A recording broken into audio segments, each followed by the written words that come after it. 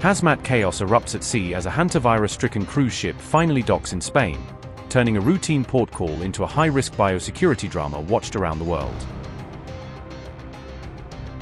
Cruise passengers are escorted out under tight control as a viral outbreak on board sparks panic, transforming holiday makers into potential patients the moment they touch the pier. In some of the scariest visuals yet from this incident, hazmat crews swarm the cruise ship from all sides, making the luxury liner look more like a floating quarantine ward than a vacation vessel. Overhead drone footage reveals the tense final moments before evacuation, capturing silent decks and sealed gangways. Passengers in full biohazard suits appear to flee the so-called death ship off the Canary Islands, shuffling down the gangway as if every step takes them further from an invisible threat. Spanish guards in full hazmat gear race to contain the cruise outbreak at the dock, moving from checkpoint to make sure no one and nothing slips past their cordon. Nearly 150 people are pulled off the hantavirus ship in a careful stage-by-stage rescue, with each small group processed, screened, and escorted away before the next can move.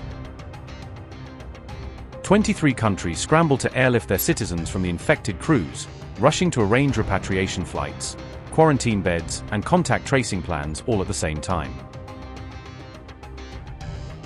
Spain finally lets the ship anchor after days of public fear and political hesitation, calling the evacuation mission unprecedented as it tries to reassure both locals and the watching world. Hazmat teams swarm the docks at Granadilla port as infected and exposed passengers disembark, guiding them through makeshift corridors that turn the quayside into an improvised biocontainment zone.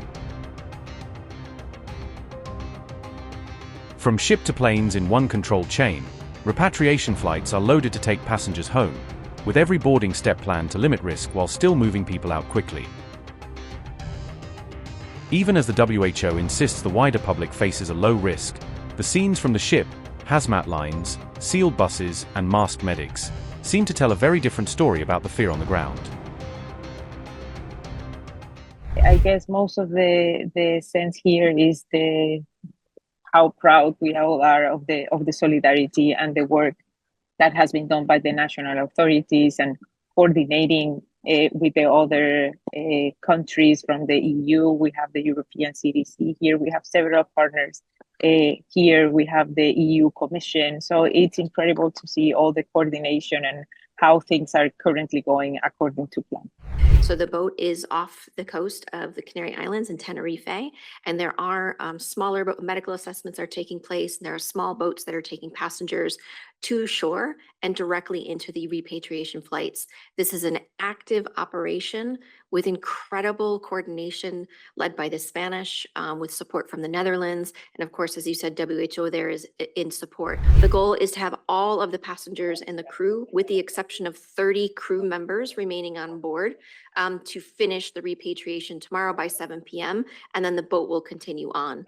The plan is for another health professional to board the boat. We believe it will be a nurse from the Netherlands to support the 30 remaining crew who will travel on to the Netherlands, which will take a few more days.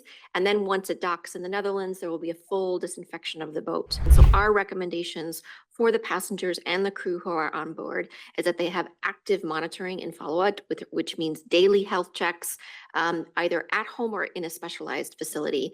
We are leaving this up to the countries themselves to actually develop their own policies, but our recommendations are very clear. And this is really a cautionary approach to make sure that we don't have any opportunities for this virus to pass from others. Like we said, the risk to the general public, the risk to the people in the Canary Island is low, but we are actively following up because that incubation period is so long, up to 6 weeks.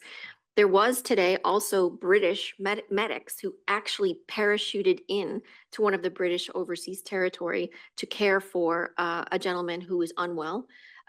It's a very, very remote island in the Pacific. It takes 2 weeks to get there by boat. There's no runway. So it's actually the only way that they can get people in. So it's a pretty massive operation to make sure that those who are infected or might be infected are cared for appropriately. Spain relents after days of mounting fears over the virus-linked ship, choosing controlled docking and evacuation over leaving hundreds stranded in legal and medical limbo offshore.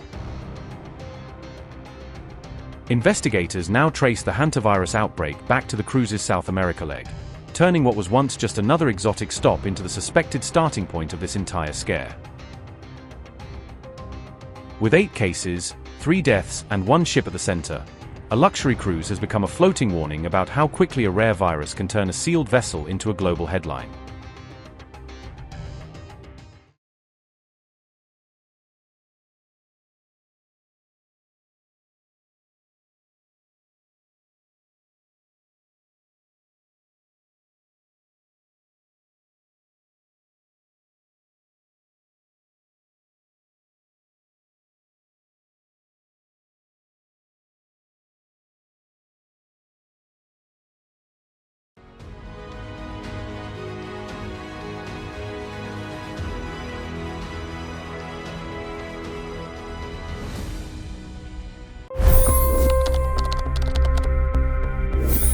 $25 crore गरीब गरीबी को परास्त करके बाहर निकले। For the good of our nation, let's work together and let's truly make America great again. The fastest news breaks. Requested PM saying that look, you will have to speak to Putin and to Zelensky. The biggest news makers. The relationship with India is probably the most important bilateral relationship the US will have for the rest of this century. The capital delivered quite an election result today. Expert analysis. The million-dollar question today is how to stop this dance of death. Ground reports. I'm standing at the crossroad of the Kumbh Mela. Behind me are more than 100 entry ghats.